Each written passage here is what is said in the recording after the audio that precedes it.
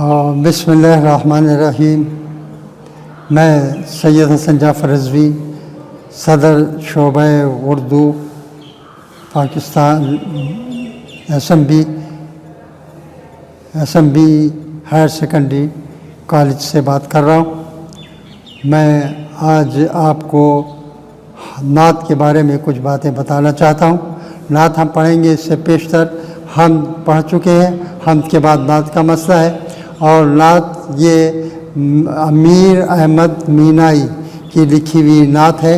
امیر احمد مینائی ہندوستان کے ایک مشہور و معروف شہر لکھنؤ میں پیدا ہوئے۔ وہ ایک ادبی خانوادے سے ان کا تعلق تھا۔ امیر مینائی نے طب، لسانیات، تصوف، فلسفہ، منطق، تاریخ، موسیقی اور ریاضی اور قانون میں علوم حاصل کیے، اور آپ کا شمار بڑے علماء میں ہوتا ہے۔ آپ نے اردو کے تقریباً تمامی اصناف سخن میں اظہار خیال کیا ہے، لیکن نعتیہ شاعری آپ کی وجہ شہرت بنی، اور آپ ایک خاص مقام آپ کو اردو ادب میں حاصل ہے۔ عزیز طلبہ، آپ جانتے ہیں کہ نعت آپ شروع سے پڑھتے چلے آ رہے ہیں۔ نعت اس نظم کو کہتے ہیں جس میں رسول اکرم صلی اللہ علیہ وآلہ وسلم کی حمد و ثنا بیان کی جاتی ہے، تعریف بیان کی جاتی ہے، عظمت بیان کی جاتی ہے۔ اس نظم کو نعت کہتے ہیں۔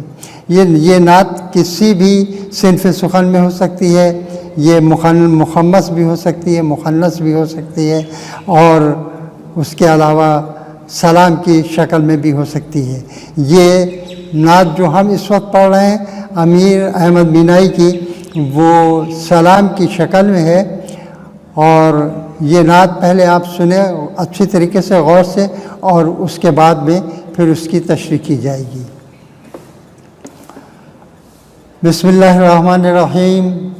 خلق کے سرور شافع محشر صلی اللہ علیہ وسلم، مرسل داور خاص پیمبر صلی اللہ علیہ وسلم، نور مجسم نیر اعظم سرور عالم مونس آدم، نوح کے ہمدم خضر کے رہبر صلی اللہ علیہ وسلم، بحر سخاوت کان مروت آیہ رحمت شافع امت، بحر سخاوت کان مروت آیہ رحمت شافع امت، مالک جنت قاسم کوثر صلی اللہ علیہ وسلم، رہبر موسیٰ ہادی عیسیٰ تاریک دنیا مالک عقبہ، رہبر موسیٰ ہادی عیسیٰ تاریک دنیا مالک عقبہ، ہاتھ کا تکیہ خاک کا بستر صلی اللہ علیہ وسلم، مہر سے مملو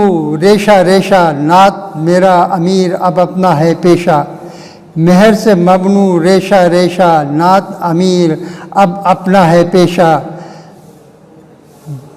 درود ہمیشہ دل بر شبر صلی اللہ علیہ وسلم۔ اب اشعار کی تشریح سننے سے پہلے ایک بات یاد رکھیے کہ نعت کے بعد میں، جیسے کہ ہم نے آپ کو بتایا گیا تھا کہ ہم کے بعد میں شاعر کا تعارف آپ مختصر سا لکھیں گے، جو آپ کے کتاب کے صفحہ نمبر 122 پر ہے۔ اسی طریقے سے آپ شاعر کا مختصر تعارف کتاب پر لکھیں گے، کاپی پر لکھیں گے، نئے صفحے پر۔ پہلے آپ ٹائٹل پیج بنائیں گے نعت کا، اس میں رسول اکرم صلی اللہ علیہ وسلم کی روضے کی تصویر بنا لیں، اور اس کے بعد میں نئے صفحے پر امیر احمد یعنی شاعر کا مختصر تعارف جو آپ کی کتاب کے صفحہ نمبر 122 پر ہے، وہ آپ مختصر اس سے دیکھ کر اس کا تعارف لکھ لیں گے، اور تعارف لکھنے کے بعد میں پھر نعت کا مسئلہ آتا ہے۔ نعت میں ہم تمام اشعار کی تشریح آپ کو زبانی سنا رہے ہیں، وہ آپ غور سے سنیے گا۔ خاص الفاظ کی تشریح بھی اور معنی بھی ساتھ میں وضاحت کرتے چلیں گے، لیکن اس کے بعد میں جب یہ زبانی مکمل ہو جائے گی تو چند اشعار کی تشریح آپ کو تحریری طور پر لکھوا دی جائے گی تاکہ آپ کو یاد رہے۔ غور سے سنیے گا۔ پہلا شعر جو کہ مطلع ہے، سلام یا غزل کا پہلا شعر مطلع کہلاتا ہے۔ مطلع کے دونوں مصرے ہم قافیہ ہوتے ہیں، یعنی اس میں قافیہ استعمال ہوتا ہے۔ قافیہ آپ معلوم ہے کہ قافیہ ہم آواز الفاظ کو کہتے ہیں۔ نظم میں قافیہ ہم آواز الفاظ جو استعمال ہوتے ہیں وہ قافیہ کہلاتے ہیں، اور قافیے کے بعد ایک لفظ یا چند الفاظ ایسے ہوتے ہیں جو جوں کہ توں دہرا دیے جاتے ہیں، انہیں ردیف کہا جاتا ہے۔ ردیف نظم میں لازمی نہیں ہے، البتہ قافیہ لازمی ہے، قافیے کے بغیر کوئی نظم مکمل نہیں ہوتی۔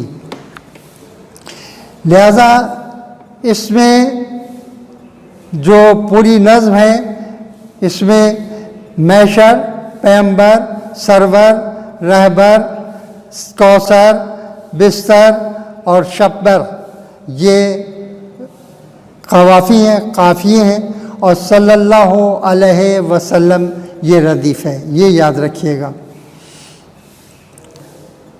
اب ذرا غور سے سنیے، اشعار کی تشریح یاد رکھیے، ذہن میں محفوظ رکھنے کی کوشش کیجیے گا، اور اس کے بعد میں الفاظ کے معنی بھی بعد میں آپ کو لکھوا دیے جائیں گے، جو کہ آپ کے صفحہ نمبر، آپ کی کتاب کے صفحہ نمبر 200 پر ہیں، وہ آپ اس سے دیکھ کر لکھیں گے۔ لیکن فی الحال اس کی تشریح آپ سنیں۔ خلق کے سرور شافع محشر صلی اللہ علیہ وسلم، مرسل داور خاص پیمبر صلی اللہ علیہ وسلم۔ شاعر اس میں کہتا ہے کہ رسول اکرم صلی اللہ علیہ وسلم آپ پوری کائنات کے حاکم ہیں۔ روز محشر آپ گناہگاروں کی شفاعت کرنے والے ہیں۔ آپ رسول اکرم صلی اللہ علیہ وسلم کے خاص پیغمبر ہیں، آپ خاتم النبیین ہیں، آپ کے برابر کوئی اور پیغمبر نہیں ہے۔ یہ پہلے اس میں ایک لفظ استعمال ہوا ہے خلق۔ خلق اگر خے پہ پیش لگا دیا جائے تو اس کے معنی خلق ہوتے ہیں، اور خلق اخلاق کا واحد ہے، یعنی اخلاق عادت، اور خلق کے معنی ہے جمع، مجمع، لوگ، دنیا، کائنات پوری۔ تو یہاں پہ شاعر یہ کہتا ہے کہ رسول اکرم صلی اللہ علیہ وسلم آپ پوری کائنات کے حاکم ہیں، پورے کائنات کے مالک ہیں، اور روز قیامت آپ لوگوں کی شفاعت کرنے والے ہیں، اللہ تعالیٰ کے خاص پیغمبر ہیں، خاتم النبیین ہیں، اور آپ کے برابر کوئی اور دوسرا نبی نہیں ہے۔ یہ پہلے شعر کی تشریح۔ دوسرے شعر کو غور سے سنیے۔ نور مجسم، نیر اعظم، سرور عالم، مونس آدم۔ نور مجسم، نیر اعظم، سرور عالم، مونس آدم، نوح کے ہمدم، خضر کے رہبر صلی اللہ علیہ وسلم۔ امیر میرانی اپنے یہ یاد رکھیے، اگر لفظ آپ شاعر استعمال کر رہے ہیں تو شاعر کے ساتھ واحد کا صیغہ استعمال ہوگا، یعنی شاعر کہتا ہے۔ لیکن اگر آپ شاعر کا نام استعمال کر رہے ہیں تو پھر آپ اس میں شاعر فرماتے ہیں، شاعر کہتے ہیں، شاعر کہہ رہے ہیں، پھر وہاں پہ صیغے جمع کے استعمال ہوں گے، یہ یاد رکھیے گا۔ دوسرے شعر کی تشریح۔ آپ مجسم نور ہیں، نیر کے معنی ہوتے ہیں ستارے کے، تارے کے، نیر اعظم یعنی آپ سب سے بڑے روشن ستارہ ہیں۔ نیر معنی روشن ستارہ، اور آپ پوری کائنات کے حاکم ہیں، عالم ہیں، حاکم ہیں، اور آپ حضرت نوح علیہ السلام کے، حضرت خضر علیہ السلام کے رہبر اور رہنما ہیں۔ آپ نے حضرت نوح علیہ السلام اور حضرت خضر علیہ السلام کی بھی رہبری اور رہنمائی کی ہے۔ اس طریقے سے آپ مجسم نور ہیں، آپ ایک روشن ستارہ ہیں جو پوری کائنات کو روشن کرنے والے، پوری کائنات کو ہدایت کرنے والے ہیں۔ صرف کائنات نہیں بلکہ تمام انبیاء جو ہیں ان کی بھی آپ نے رہنمائی کی ہے۔ اس کے بعد میں تیسرا شعر۔ بحر سخاوت، کان مروت، آیہ رحمت شافع امت، بحر سخاوت کان مروت آیہ رحمت شافع امت، مالک جنت قاسم کوثر صلی اللہ علیہ وسلم۔ بحر کے معنی ہے سمندر کے، سخاوت کا سمندر ہیں آپ، مروت لحاظ ہمدردی آپ پر ختم ہے، آپ اللہ تعالیٰ کی طرف سے رحمت بنا کر بھیجے گئے ہیں۔ اس آیت میں آیہ رحمت اس لیے کہا گیا ہے کہ رسول اکرم صلی اللہ علیہ وسلم نے اپنے کلام میں ارشاد فرمایا وَمَا أَرْسَلْنَاكَ إِلَّا رَحْمَةً لِلْعَالَمِينَ، اور ہم نے آپ کو نہیں بھیجا مگر تمام جہانوں کے لیے رحمت بنا کر۔ اس طریقے سے آیہ رحمت کا لفظ استعمال کر کے شاعر نے صنعت تلمیح استعمال کی ہے، یعنی صنعت تلمیح اس بات کو کہتے ہیں جب شاعر کوئی ایسا لفظ استعمال کرے جس سے کسی خاص واقعے کی طرف اشارہ ہو تو اسے صنعت تلمیح کہتے ہیں۔ اس شعر میں صنعت تلمیح استعمال کی ہے اور یہ شعر کی خوبی ہے۔ پھر اس شعر کو پڑھ کے اور پھر میں تشریح کر رہا ہوں، ذرا غور سے سنیے گا۔ بحر سخاوت کان مروت آیہ رحمت شافع امت، مالک جنت قاسم کوثر صلی اللہ علیہ وسلم۔ آپ سخاوت کے آپ سمندر ہیں، آپ کے برابر کائنات میں کوئی سخی نہیں، آپ کے برابر کوئی مروت کرنے والا، آپ کے برابر کوئی لحاظ کرنے والا، آپ کے برابر کوئی ہمدردی کرنے والا نہیں ہے، یہاں تک کہ آپ کو اللہ تعالیٰ نے پوری کائنات کے لیے یعنی تمام جہانوں کے لیے رحمت بنا کر بھیجا۔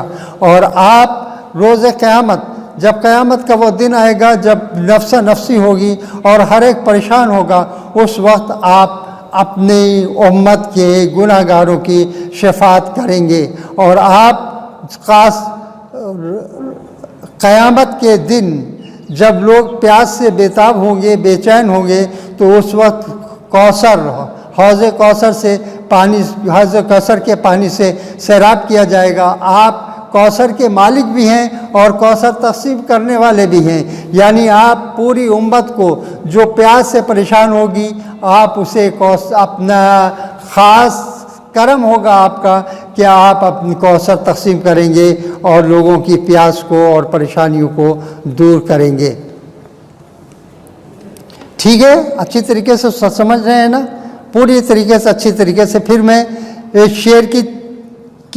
شعر کو دوبارہ پڑھ رہا ہوں، الفاظ جو میں نے تشریح کی ہے وہ دوہرا لیجئے گا تاکہ آپ کے ذہن میں یاد آ جائے، اور پھر میں اگلا شعر آگے پڑھوں گا۔ بحر سخاوت کان مروت آیہ رحمت شافع امت، مالک جنت قاسم کوثر صلی اللہ علیہ وسلم۔ اب اگلا شعر سنیے۔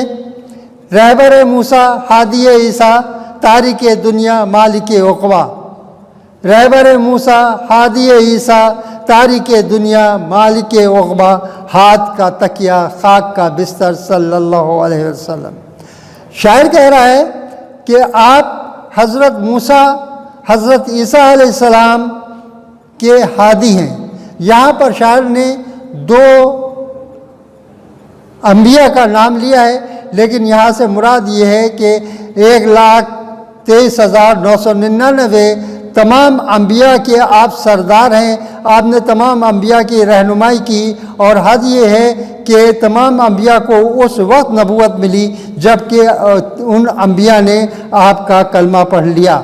تو آپ کی ہستی یہ ہے کہ کائنات میں نبی سب سے افضل ہوتا ہے، آپ تمام انبیاء سے افضل ہیں، یعنی رسول اکرم صلی اللہ علیہ وسلم اللہ تعالیٰ کے بعد سب سے عظیم ہستی ہیں، سب سے زیادہ قابل احترام ہستی ہیں، اور مگر اس کے باوجود آپ نے دنیا سے کوئی لگاؤ نہیں رکھا، دنیا سے کوئی فائدہ نہیں حاصل کیا، کوئی فیض نہیں حاصل کیا، اور آپ صرف یہی نہیں بلکہ آپ عقبہ قیامت کے دن عاقبت کے دن کے آپ مالک ہیں، آپ جو چاہیں اللہ تعالیٰ کی مرضی سے کر سکتے ہیں۔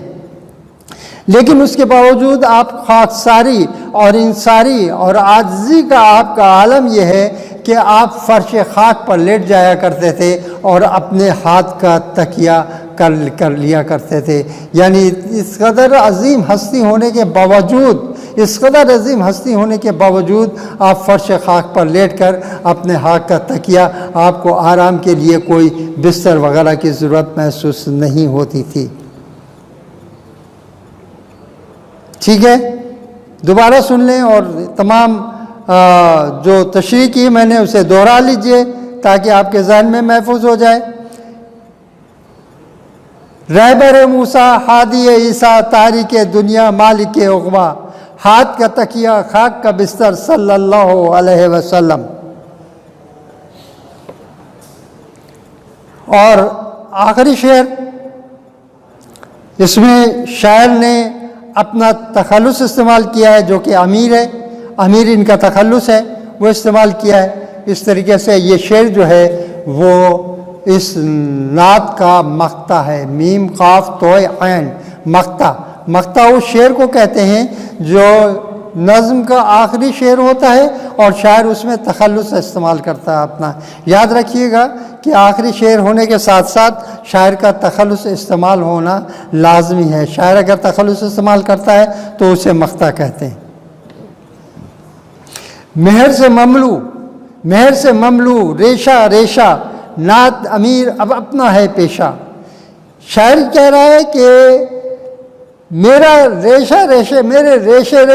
میرے رگو پے میں آپ کی نعت کیا وصف بھرا ہوا ہے. میرے رگو پے سے، میری آواز سے، میرے جسم کے ریشے سے آپ کی نعت عیاں ہوتی ہے، نعت ظاہر ہوتی ہے. میں ہر وقت آپ کی نعت کرتا رہتا ہوں. مہر سے ممنوع، مہر کے معنی مہربانی، ممنوع بنے بھرا ہوا.